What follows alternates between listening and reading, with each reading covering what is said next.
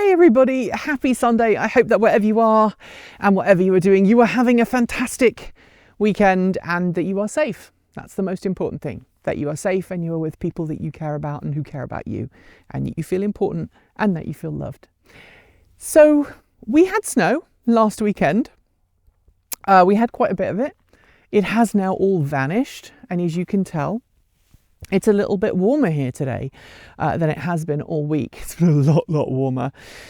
And I've started to turn my attention to gardening this year. As I'm sure many of you are feeling the same. I don't know what this year holds. Politics and all of the actions and the things that are happening right now in the US are frankly scary.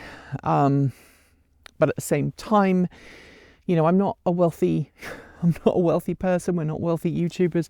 We can't just up and leave because the whim takes us. We have to try and plan and try and build resilience. And so even if we do, for whatever reason, have to leave, I think we've made our mind up that we're going to plant for this year. And if suddenly there's an executive order that makes me illegal and I have to leave the country, well, the person who buys the house from us, they get to benefit from the garden. But the first thing I need to decide on is where I'm going to put these. So just as a recap, last year we used this one as our potato growing space, and then across the way, just here, we used these guys for taking care of our parsnips.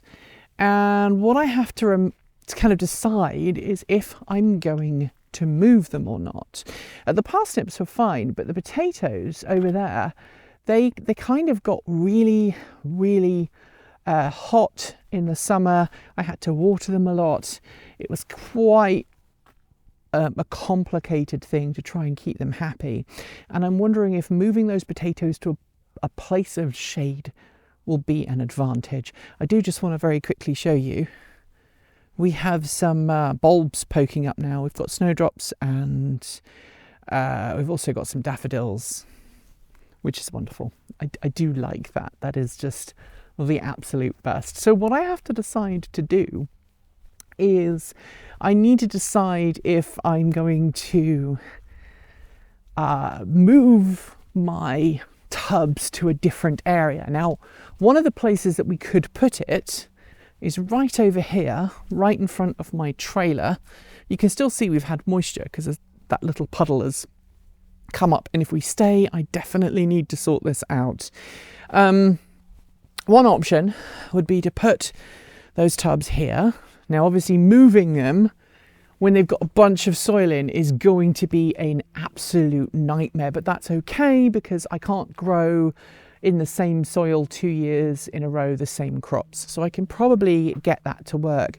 The other option would be to put them down there. The downside is that would be on a slope. Maybe I could prop it up or do some landscaping to just try and make a nice level area. Maybe I will hire a digger and sort that out. But putting them here will make it easy for watering, of course, because we have a water line that runs straight to here. And Ashley, has someone been getting into your... This is new this afternoon. Someone dug up into your space, Ashley. How rude. I know. She's indignant. That'll be the gophers digging up underneath. Poor Ashley. So I've got to try and find a place to put them. And I mean, I suppose I could put them on this side, but this side gets no direct sunlight at all, and I don't think the potatoes would like that much either. I think they'd be fine. The first year we planted potatoes in those far beds and they did just fine. But as you can see, nothing here yet on the garlic, which is fine, but this mulch is doing really nicely. All these seeds from the straw are gonna end up with me growing wheat or barley or whatever else is in the straw. But that's fine. I can just pull it out and that'll be fine. I also need to prepare the ground here. I haven't had a chance because I've been away this week. It's been cold, it's been wet. But I'm at this point where I want to start growing again. But I want to just share with you, this is kind of funny. This is garlic. So these are garlic plants from last year. And you can see, despite me thinking I had dug all the garlic up, this is garlic. You can see the garlic there. So I actually have volunteer garlic from last season that's come up in the original place. Whoops. And that's the male person who shot straight past our house and does that sometimes. We've got a new driver on the route and sometimes they miss our spot, which is kind of funny. So I have volunteer garlic, which is news to me. I didn't know that. I'm going to see if I have any volunteer onions. I do. I have a volunteer onion right there. And it's wonderful, right, to see when you get volunteer things growing. It's sad because they'll never actually grow. It looks like I've had a gopher come up and try and get into my strawberries there.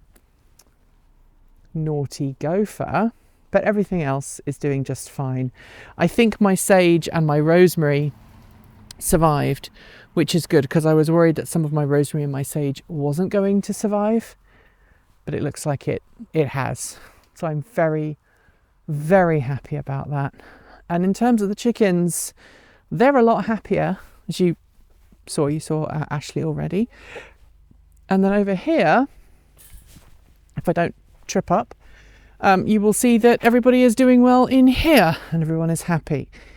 We still haven't got a huge number of eggs yet, but they're older hens. They don't lay as much. And on the on and off saga, the home integration system is working again.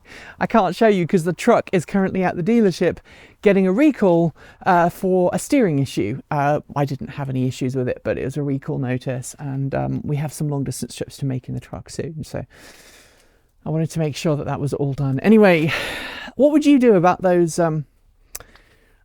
boxes? Would you move them with the potatoes and the parsnips, leave them where they are? Buy some new ones and put them in the place. I can't just put those root vegetables in the ground because, as you'll see, the gophers will just take them. And I would like the gophers to not just take them. So let me know your recommendations in the down below, and I will see you this time next week. Be safe, be kind, and remember, you don't know what kind of day other people are having. Thanks for joining us today, and if you've got thoughts, make sure you leave them in our Discord chat room on our Patreon page in the down below, or you can reach out to us on Mastodon or Blue Sky. Thanks to the amazing list of people scrolling by on your screen right now. They're part of the massive community of supporters who make this channel possible, helping us through Patreon and YouTube, helping cover our bills, paying our team, and ensuring that we can remain 100% independent. If you'd like to join them and see your name listed here, just follow the links below. We've got options available across a wide range of different price points, starting from just $1.50 US a month. A massive welcome to our newest supporters: Dana Pearson, Bruce C95, Kaluk, Chip Chandler, Dave Nelson, Nathan Sievers, Boris Reingold, and Callie Electro Dad. To join the list and get your shout out, become a paid Patreon member today for your moment of fame. And you can even gift membership to someone else. If you'd like to support us with a one-off donation, you'll also find links below to make Ko-fi and Bitcoin donations, and we even have an old-fashioned PO box you can reach us at for the time being, address listed below. You'll also find links to our swag store, and if you are someone who has to shop on Amazon, please consider using our affiliate link so we get the commission, not Jeff Bezos. So we can continue focus on making our content even better and reducing burnout. We're being a little freer with our release days, but we plan on releasing new content every Tuesday, Thursday and Saturday on our main channel, plus something on Sunday over on Transport Evolved Take 2. And if you want more, the algorithm that currently hates us thinks you should watch this video, but we think this one is one they think you should watch as well. Be awesome, be kind, be intentional, and don't forget to resist. Keep evolving.